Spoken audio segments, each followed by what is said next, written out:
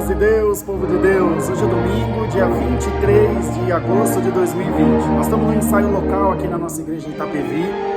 E eu vou mostrar para vocês os jovens regendo a orquestra, o ânimo que eles regem, porque eles ensinam a música e têm prazer de reger a orquestra. Então vou mostrar para os irmãos que bênção, que coisa maravilhosa que é.